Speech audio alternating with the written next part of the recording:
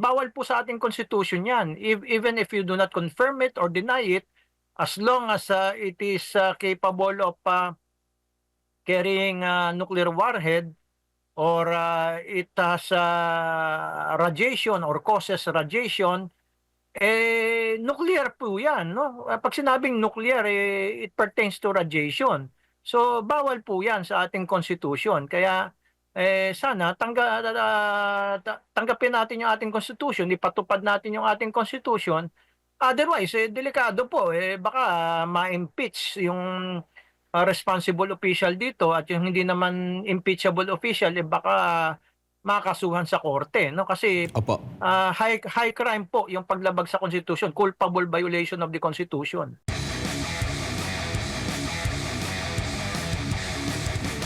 Unahan po muna natin ang relevance ni Donald Trump sa Philippine government, sa ating mga Pilipino. Nakikita niyo po ba na may pagbabagong magaganap sa pag-upo niya ngayong Enero sa Pilipinas? Malaki. Malaki, no? Kasi unlike Biden na hindi kasi ang basa ko kay Biden hindi siya totoong anti-China, no? Sumusunod lamang siya dun sa tinatawag na deep state, no? Pero itong si Trump personally talagang anti-China talaga ito. At kung titignan mo sa mapa, very strategic ang location ng Pilipinas sa pagiging anti-China ni Trump. So malaki ang magiging epekto nito sa ating bansa. Maaaring madagdagan ng mga EDCA sites dito at malamang pupunta yan dito, bibisitahin niya si Presidente Bongbong Marcos. Nako, alam mo naman, maraming naidulot na pangamba itong too much US embrace ng Marcos government, partikular na sa usapin ng geopolitikal. Alam mo naman, kakagaling lang dito, kakalitaw lang ng Russian attack submarine. Tingin mo ba, dahil hindi yun dahil sa dahil sa pagkakaibigan na malapit masyado at mga EDCA sites ng US government sa bansa? Isa diyan yung Typhoon missile Correct. system na nilagay ng mga Amerikano diyan sa Lawag International Airport, which cannot be a part of EDCA because it is a civilian infrastructure, no? At yan nilalabanan nga ni Senator Amy Marcos. So yan yung isa, no? At may mga pangamba din na kung magkakagera dito sa Asia, wag naman ipahintulot ng Diyos, baka matulad tayo sa Ukraine that America will fight up to the last Ukrainian, no? Kawawa naman po ang ating bansa. Wag naman po sanang ipahintulot ng Diyos yan. Kilala po, Prof, si President Trump sa kanya pong kampanya na MAGA, Make America Great Again. And kilala din po siya sa kanya pong mithiin na America First. Marami nga siyang pina-recall ng mga Amerikano sundalo ng kanyang panahon. Tingin mo, mangyayari din yan sa mga Amerikanong sundalo na nandito sa Pilipinas at yung mga EDCA bases na nandito? Malabo yan sa Pilipinas kasi nga merong pivot to Asia, no? Imbis na magbawas sila ng mga sundalo dito sa Asia, magdadagdag pa yan, lalo na considering na malapit ang Pilipinas sa China. The nearer you are to your perceived enemy, the better kasi it will take lesser time for your missiles to reach your perceived enemy, no? So sa ibang bansa siguro marahil magbabawas sila ng mga sundalo pero not in Asia. Sa pandaigdigang talakayan po, Prof, alam naman po natin may giyera ho ngayon Ukraine at Russia at may mga ginagawa na po si President Trump na mga hakbangin dahil yun, di ba, unang pangako niya in one day, he will end the Russia-Ukraine war.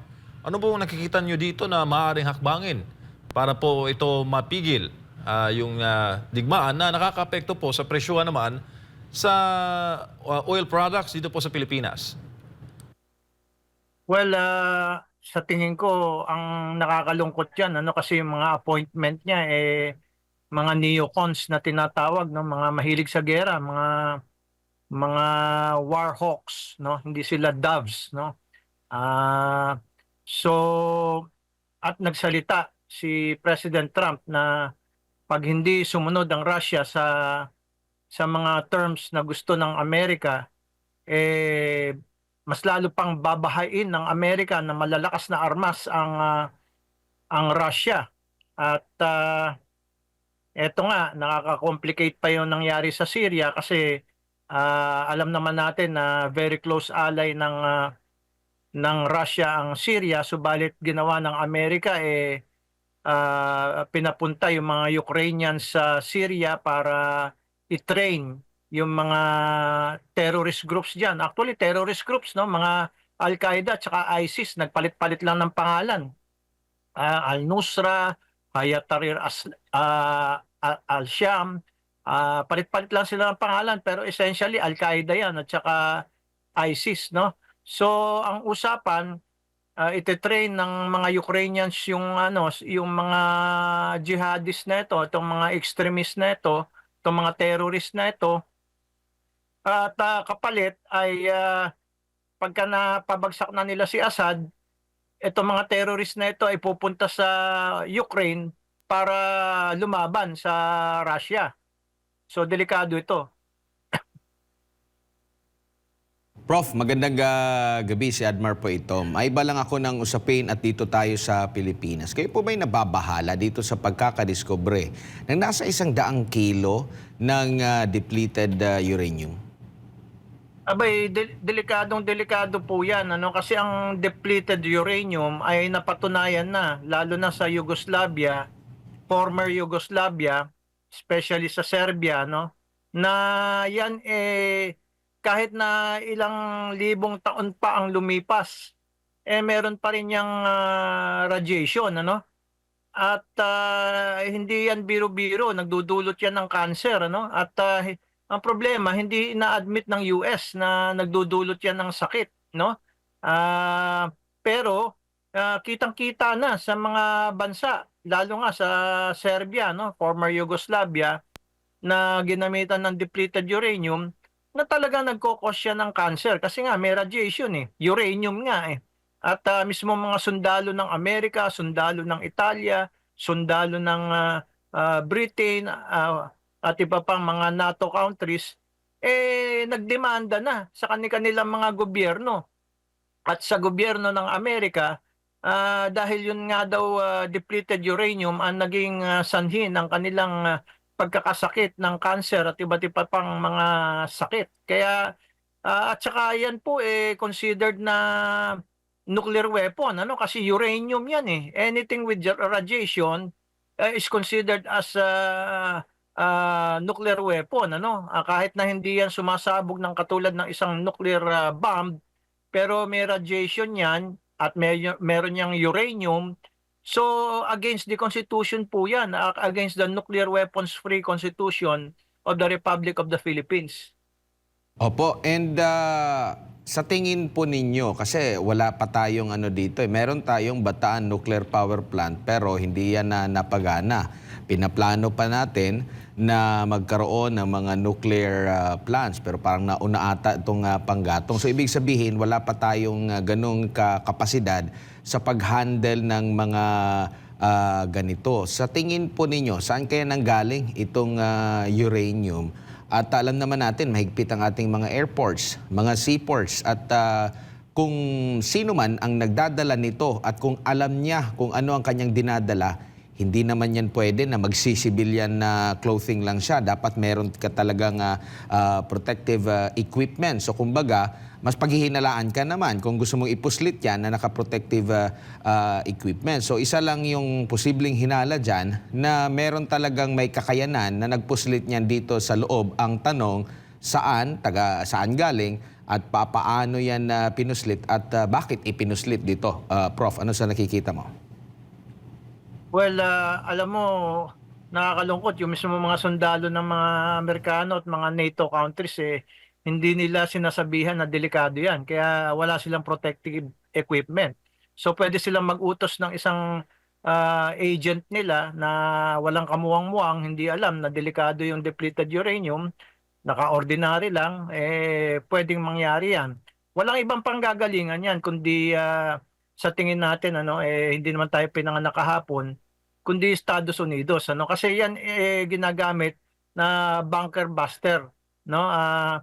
Nakakabutas yan ng pinakamakapal na steel. No? So, maraming paggagamitan yan. Pwedeng gamitin yan para pasabugin yung isang aircraft carrier ng China na alam naman natin made of steel, di ba? Pwedeng pasabugin yung mga bunkers na pinagtataguan ng mga nuclear weapons ng China o mga bunkers na pinagtataguan ng mga military leaders ng China at iba't iba pa mga bunkers, no? Kasi bunker buster nga tawag diyan eh. Nakakabutas nga yan ng pinakamatibay na tangke sa buong mundo eh. At pinakamatibay na bunkers. So, walang ibang may kakayanan diyan kundi Estados Unidos. Ngayon, kung saan nanggaling yung uranium mismo, well, tayo mismo meron tayong uranium diyan sa Mindanao, no, sa may Ligwasan Marsh. Pero pinoprocess ang uranium para maging depleted uranium, no? Yan warhead na matulis na pag sumabog mabubutas kahit yung mga nagtatago sa underground kayang-kayang abutan ng sabog niyan. Ginamit yan sa Iraq, no? Kaya yung mga command and control centers ng Iraq na nasa ilalim ng lupa, napakalalim, sumabog pa rin, no? Yan, ganyan ka-powerful ang depleted uranium. Prof, ano po yung nakikita nyo na posibilidad kung bakit late inihayag ito sa publiko? Kasi sinasabi, October pa, nagkaroon ng operation hanggang November. Pero nasa halos kalagitnaan na po tayo or magkakalagitnaan or first quarter ng December, doon ibinalita ito. Ano sa nakikita nyo po ang dahilan? Malamang alam ng ating mga otoridad na may kinalaman ng Amerika dito at bilang kaalyado ng Amerika, nag-seek muna sila ng permission or tumimbre muna sila bago nila in-announce sa publiko yan. So, malamang nagkaroon ng consultation dyan na ano ba yung narrative na ating ipapakalat dito. So, may mga narratives yan na ipapakalat lalo na sa mainstream media. Opo. Prof, meron din po ba kayong nakikitang senaryo na posible rin na may ibang bansa na nakatimbre nito at nabigyan ng payo siguro ang Pilipinas na dapat ihayag? Possible na baka gusto lang itago ito and may nakakaalam na bansa, siguro pinipressure, baka sila pa ang maglabas kaya inilabas. Nakikita mo rin po ba yung ganyan na senaryo? Posible yan, no? Kasi bilang strategically located country, halos lahat ng mga spies ng buong mundo nandito. So, alam nyo naman ng mga spies, magagaling yan. At mismong ating, wag nating menosin ang spying capability ng mga Pilipino. No? In fact, mga Pilipino nga ang nag-warning sa Amerika doon sa unang pagsabog ng World Trade Center. Mga Pilipino nakadiscover niyan, winarningan ng Amerika, pero nagtataka tayo. Yung unang pagsabog, hindi yung ikalawa. Yung ikalawa, yung September 11, 2001. Yung unang pagsabog sa World Trade Center, sinumbong na ng mga Pilipino sa Amerika, parang walang ginawa yung Amerika. Pinabayaan lang sumabog yung basement. Actually, parang basement yata yun ng World Trade Center. So, minsan kasi may gustong mangyari ang Amerika talaga na kahit at nahuli ng mga Philippine authorities yung mga involved dyan sa unang pagsabog sa World Trade Center. Opo. Nandito sila sa Pilipinas, yung mga terorista. Dito nagsanay daw, lalo na yung doon sa pagpipiloto ng eroplano, sinasabi sa mga investigasyon. Pero kung maalala nyo po, Professor, yung Typhoon missile system, Di ba Russia ang ano din doon, unang pumuna ng husto, kaya medyo naisapubliko ito sa buong bansa na meron palang gano'n na iniwan ang Estados Unidos dito. So maaari din na baka may ibang bansa na nakatiktik dito sa mismong mga uranium at naipagbigay alam na dapat banggitin yan kasi October pa eh. Kumbaga maraming nagdududa sa tagal na noon, bakit ngayon lang inilabas sa publiko. And nakita man natin, kung makikita nyo po sa picture, hindi naman po lahat ng mga nakasuot doon sa mga authority, yung iba may protective equipment, pero yung iba wala. So anong kaibahan doon sa kanila na kung nag-ooperate sila doon sa so ibig sabihin wala talaga tayong kakayanan din ukol dyan, Prof. Yun nga, sabi ko mismo ang Amerika sinasabi na safe ang depleted uranium eh. Kaalyado tayo ng Amerika eh. So, maniniwala tayo, yung ating armed forces maniniwala na safe ang depleted uranium at pwedeng wala kang protective gear dyan. Ngayon, sa aspeto ng mga foreign intelligence, sinasabi ko nga sa iyo, dahil sa strategic location ng Pilipinas, halos lahat ng mga spies nandito, galing sa iba't ibang bansa. And let us not discount the possibility na under satellite surveillance din ng mga vital spots ng Pilipinas at maaaring nakita sa satellite itong delivery ng depleted uranium na ito. Ngayon, sa Typhoon missile system po, sa kaalaman ng lahat, pwede po itong lagyan ng nuclear warhead. Pwedeng conventional warhead, yung pangkaraniwang bomba, pwede ding nuclear warhead. Kaya naaalarma po ang Russia dito at saka China kasi kahit hindi umabot sa Russia yung sabog, yung radiation, dahil katabi lang ng Russia ang China, aabot sa Russia ang radiation kung hindi man yung mismong pagsabog. No? Kasi medyo mahaba din, although tinatawag na medium range missile ito, mahaba din ang range nito, no? At abot na abot talaga ang China dito, kaya ang China ang pinaka naalarma dito kasi nga nuclear capable ito at bilang nuclear capable, bagamat hindi natin sure, no, kung meron yang nuclear warhead o wala kasi merong policy ang Amerika, neither to confirm nor deny. Bawal po sa ating constitution yan. Even if you do not confirm it or deny it, as long as it is capable of carrying nuclear warhead or it has radiation or causes radiation, nuclear po yan. No? Pag sinabing nuclear, it pertains to radiation. So, bawal po yan sa ating constitution. Kaya, sana tanggapin natin yung ating constitution, ipatupad natin yung ating constitution. Otherwise, delikado po. Baka ma-impeach yung responsible official dito at yung hindi naman impeachable official, baka makasuhan sa korte. No? Kasi Opo. high crime po yung paglabag sa constitution, culpable violation of the constitution.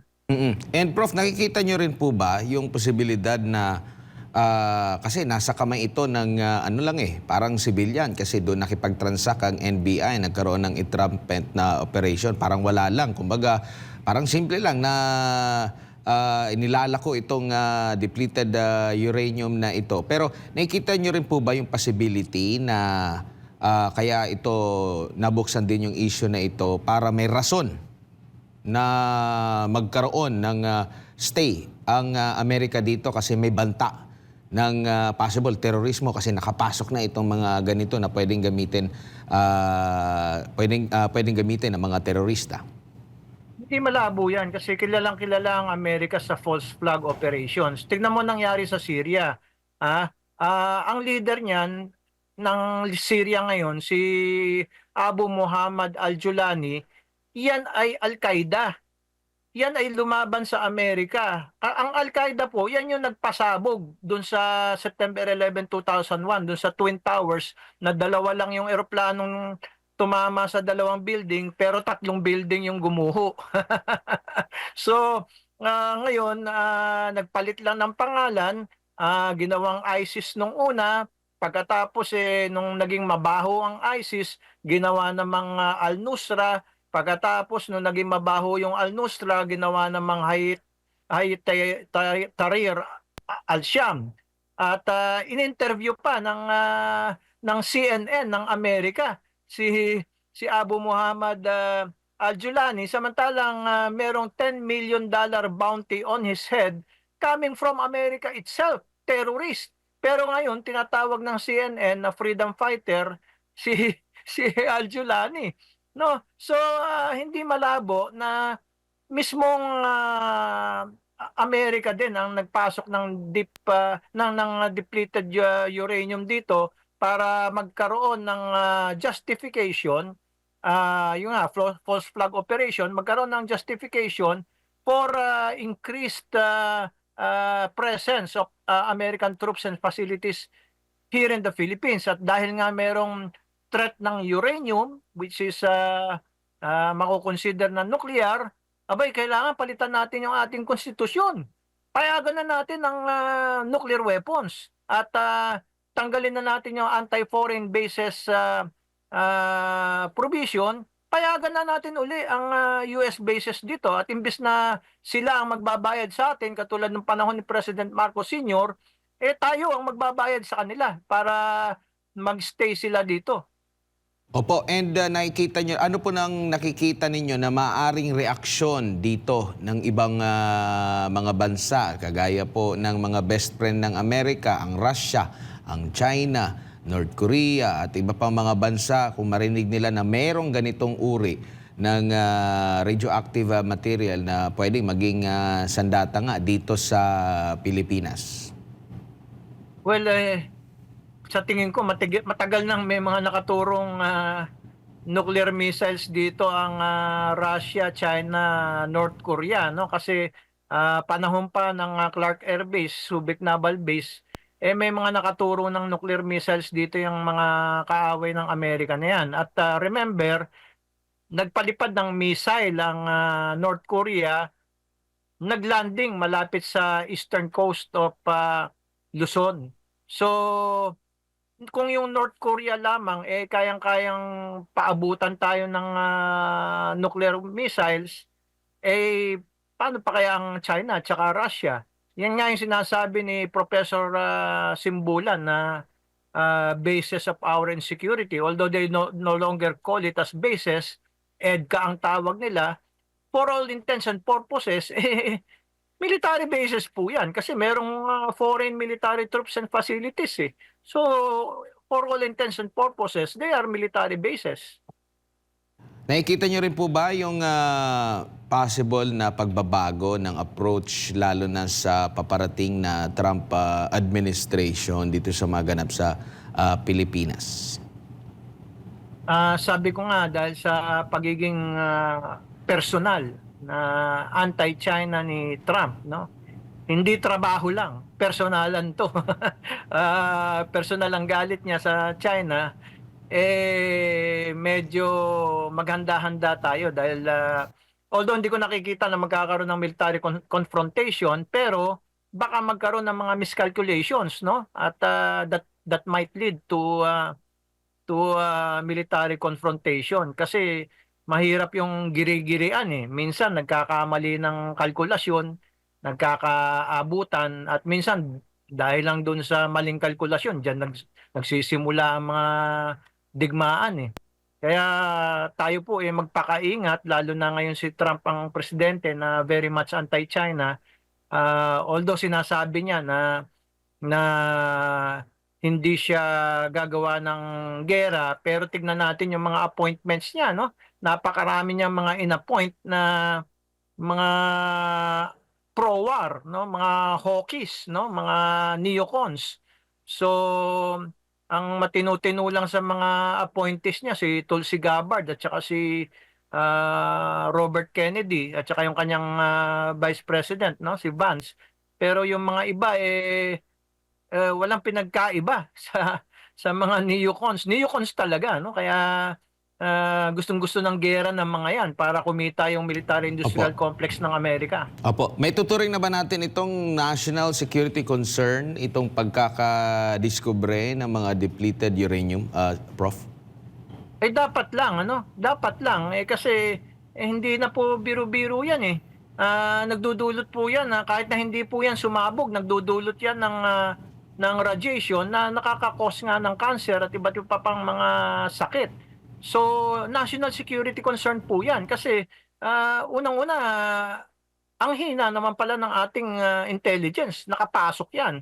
So, we have to review our entire intelligence apparatus. Bakit natutulog sa pansitan 'tong mga nasa National Security Council at saka nasa NICA, sa ISAP, sa Naval Intelligence at iba't iba pang mga magagaling supposedly na intelligence natin, PNP Intelligence, ay baka kailangan magkaroon ng balasahan diyan sa National Security Council, no? Kasi ah, mukhang mahina, no? At dapat diyan panay military, no?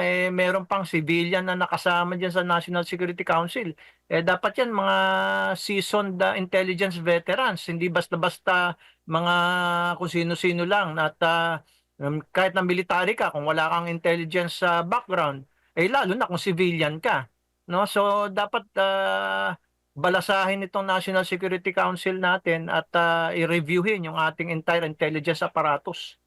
At hindi ito dapat na kaligtaan or kalimutan. Dapat itong busisiin pa ng husto. Kasi kapansin-pansin po, Prof, after na inilabas ito kahapon ng NBI, wala tayong narinig mula doon sa mga politiko na malimit makisawsaw sa mga issue, no? Mga ano na dapat imbestigahan, wala silang pahayag na mga pagkabahala, parang wala lang sa kanila. Pero kung may kinanyon lang na barko ng Philippine Coast Guard, nagkaroon ng girian dyan sa South China Sea, talagang maraming nagsasalita. Pero ito, andito na mismo sa lupa natin ang isang radioactive material na wala pa tayo sigurong kakayanan na mag-handle nito at nakapasok dito, parang less ang pagtugon dito ng mga tinaguring opisyal ng ating pamahalaan. Alam mo, matatalino ang ating mga politiko, no? Pagkalabanin mo ang Amerika, goodbye ka na sa iyong political career. So, malamang alam nila at sinususpetsa nila na Amerika nga ang nasa likod nitong depleted uranium na ito. Maaaring false flag operation ito ng Amerika to justify whatever it wants to do, no, to achieve its aims, no. So walang politiko natin na maglalakas ng loob na mag-comment man lang dito, no. Talagang magiging pipi sila dahil alam nila na ang deep state ng Amerika pag iyong kinalaban tapos na ang iyong political career. Opo, and dito naman po siguro sa panghuling mensahe na lang po, sir, sa ating mga kababayan. Kasi dapat din na magkaroon ng dagdag na kaalaman. Baka kulang din ng kaalaman yung ating mga kababayan patungkol dito sa uranium. Kasi napapanood lang natin ito sa Hollywood, Prof, no? Na malimit itong nagiging sentro ng topic, ang bida, hahabulin yung kontrabida na may hawak ng uranium na gagamitin bilang nuclear weapon. Pero tingin mo, nandun na ba yung kamalayan ng taong bayan ukol dito? At dapat ba na maibigay sa taong bayan ng dapat na mga paliwanag hinggil sa posibleng epekto nitong nadiskubre na mga uranium po, Prof? Alam mo, nakakalungkot dahil SMNI, hindi yung mainstream media ang nag-e-educate sa ating taong bayan, ano? Dahil usually nga yung mainstream media hawak din yan ng mga Amerikano, no? Dahil ang mga nagpapatalastas diyan mga American multinational companies. So hindi rin mag-e-educate sa taong bayan yung mainstream media na yan, ano? Kasi nga advertisers nila mga American companies. So palagay ko it remains upon our government talaga na i-educate ang taong bayan tungkol sa dangers ng uranium, depleted uranium, and other radioactive materials, no? At yung danger din nga dapat ng nuclear weapons, kaya nga nasa constitution natin yan eh. Alam mo, nung panahon ni President Marcos Sr. na nag-aaral ako, elementary pa lang kami, high school, pinag-aaralan na namin yung constitution. Ngayon nakakalungkot, college na lang pinag-aaralan yung constitution at napakababaw pa, no? I had to teach my children more deeply about the Constitution dahil kung aasa lang dun sa ating educational system, talagang walang maaasahan at hindi man lang talaga binabanggit na parang iniiwasan yung anti-foreign military bases provision, yung anti-nuclear provision, yung anti-war provision, that the Philippines renounces war as an instrument of national policy, yung mga ganyan, para bang binobobo ang mga tao at para bang talagang itinutulak yung ating kaisipan na tayo magiging susunod na Ukraine ng Asia at kailangan maghanda tayo sa gera and America will fight China up to the last Filipino. At nakakalungkot dahil sa colonial mentality ng mga Pilipino, ganun din, handang-handa ring mamatay up to the last Filipino just for the sake of America. No? Nakakalimutan natin na tayo yung mga Pilipino, meron tayong sariling national interest at dapat ang mahalin natin yung ating bansa at ang Filipino people. No? Hindi yung ibang bansa. Kahit kaalyado natin yan, iba ang national interest niyan, no? Kahit sabihin mong kakampi natin yan kuno, iba ang national interest niyan. At baka nga nakakatakot dahil sa kakulangan ng kaalaman ng mga Pilipino, baka maglaho na ang Pilipinas, no? Matulad sa Yugoslavia na na-balkanize, wala nang Yugoslavia ngayon, napalitan na ng Croatia, Serbia, Bosnia-Herzegovina, Slovenia, Montenegro, Macedonia, Kosovo, etc., etc., nawala na yung Yugoslavia na balkanize. Opo. Kaya nakakatakot. Kaya dapat maging matalino ang mga Pilipino.